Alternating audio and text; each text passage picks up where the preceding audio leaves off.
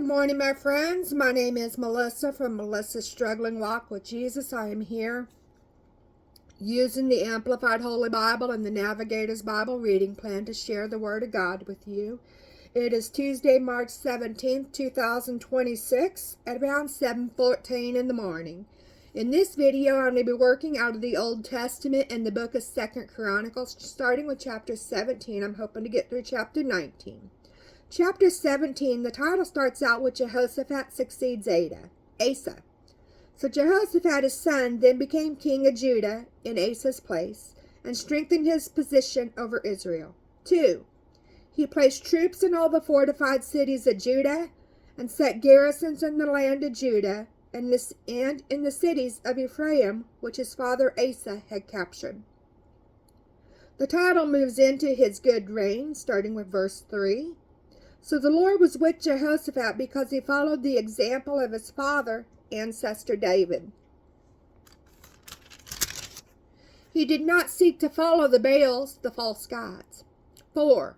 But sought the God of his father, and walked in and obeyed his commandments, and did not act as Israel did. 5. Therefore the Lord established the kingdom in his hand, and all Judah brought tribute to Jehoshaphat, and he had great wealth and honor. 6. His heart was encouraged, and he took great pride in the ways of the Lord. Moreover, he again removed the high places of pagan worship and the Asherim from Judah. 7.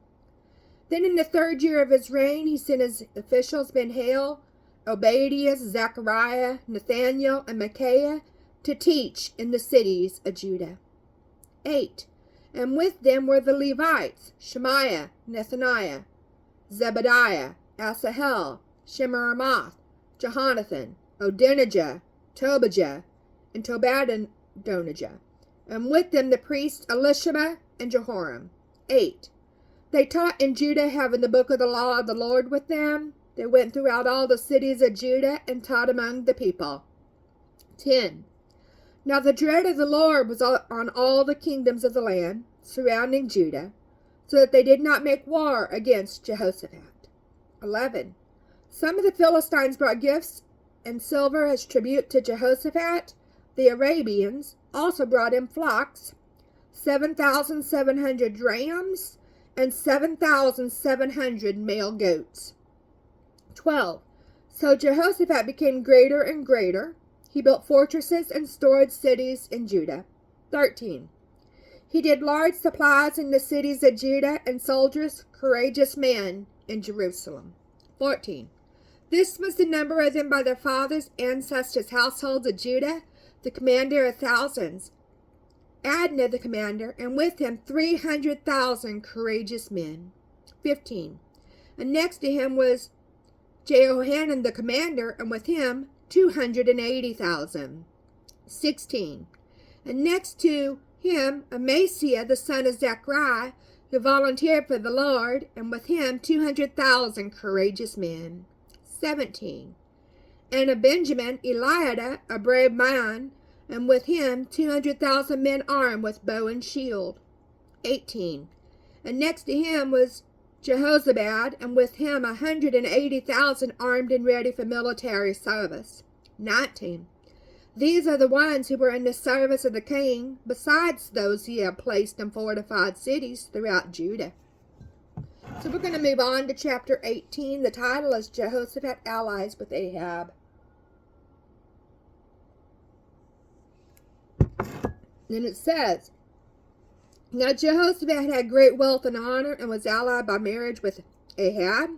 2. Some years later he went down to visit Ahab in Samaria. And Ahab slaughtered many sheep and oxen for him, and the people who were with him, and induced him to go up against Ramoth Gilead. 3. Ahab, king of Israel, said to Jehoshaphat, king of Judah, Will you go with me to fight against Ramoth Gilead? He answered, I am as you are, and my people as your people. Your hopes and concerns are ours. We will be with you in the battle. 4. Further, Jehoshaphat said to the king of Israel, Please inquire first for the word of the Lord. 5.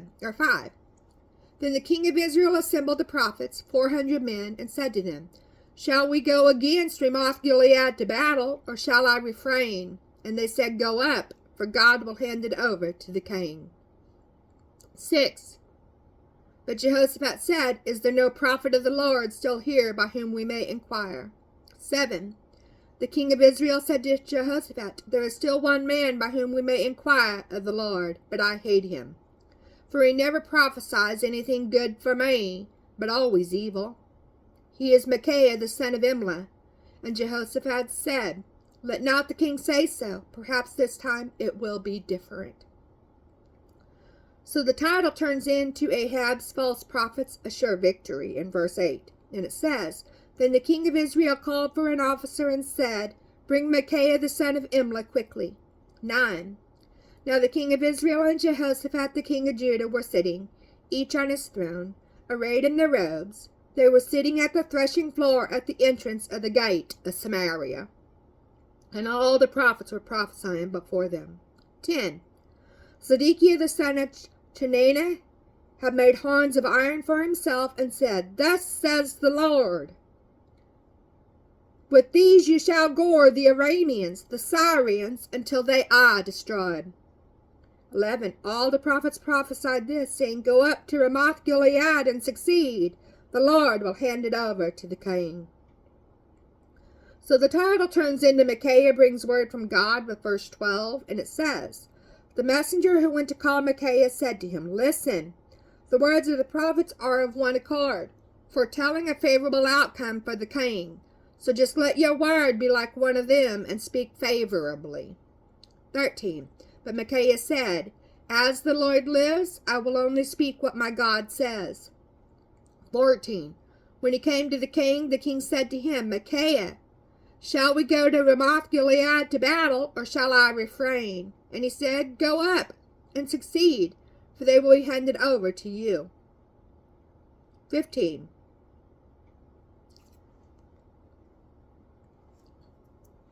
Then the king said to him, How many times must I warn you, make you swear an oath, to tell me nothing but the truth in the name of the Lord? 16. Then Micaiah said, I saw all the people of Israel scattered on the mountains, as sheep that have no shepherd. And the Lord said, These have no master. Let each one return to his house in peace. 17.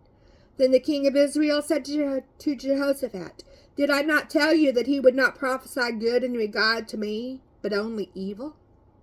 18. So Micaiah said, Therefore hear the word of the Lord. I saw the Lord sitting on his throne, and all the host and army of heaven standing on his right and on his left. 19. Then the Lord said, Who will entice Ahab king of Israel to go up and fall defeated at Ramoth-Gilead? And one said this, and another said that. 20. Then a spirit came forward and stood before the Lord and said, I will entice him. The Lord said to him, By what means? 21. He said, I will go out and be a deceptive spirit in the mouth of all his prophets. Then the Lord said, You do entice him and also succeed. Go and do so. 22.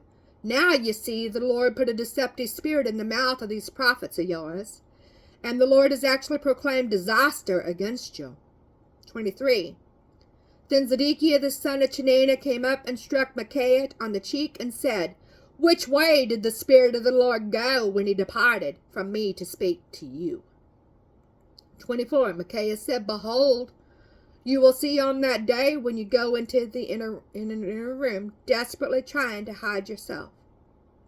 Let me reread that. Micaiah said, Behold, you will see on that day when you go into an inner room, desperately trying to hide yourself. 25.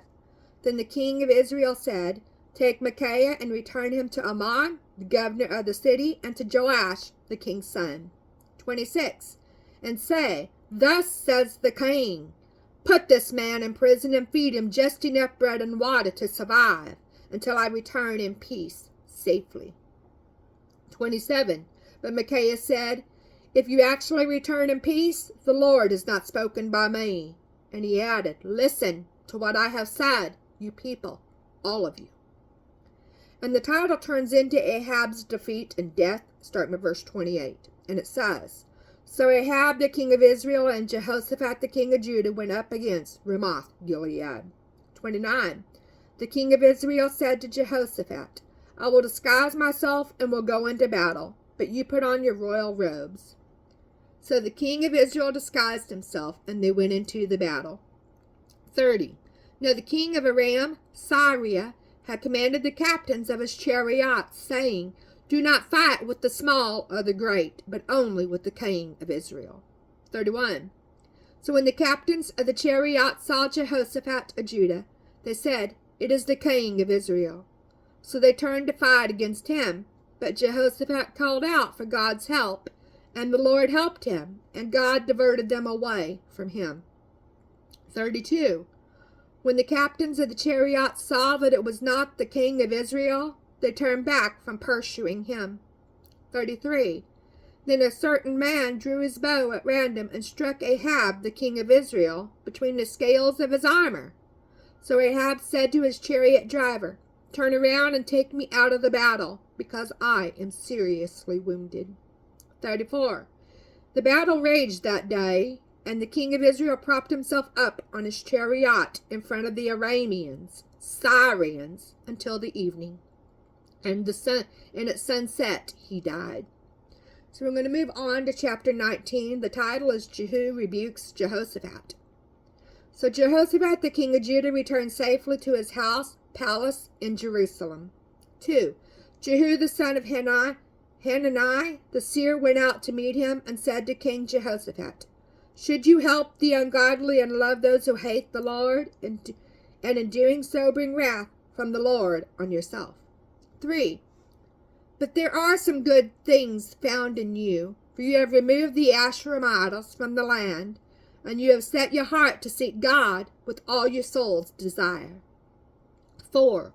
So Jehoshaphat lived in Jerusalem, and he went out again among the people from Beersheba to the hill country of Ephraim, and brought them back to the Lord, the God of their fathers. So the title turns into Reforms Instituted, starting with verse 5. So he appointed judges in the land and all the fortified cities of Judah, city by city. 6.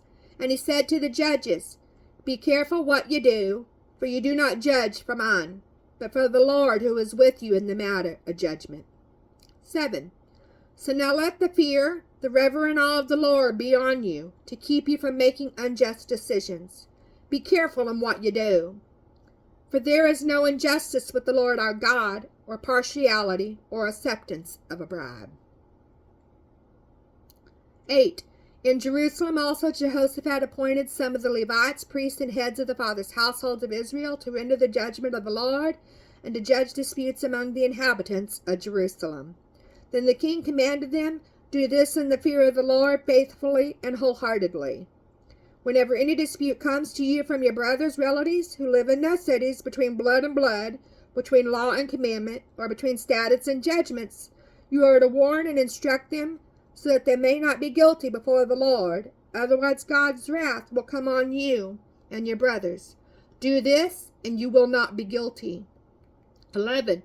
Behold, Amariah the chief priest will be over you in all matters of the Lord, and Zebadiah the son of Ishmael, the governor of the house of Judah, in all the king's matters, and the Levites will serve you as officers. Deal courageously, and may the Lord be with the upright.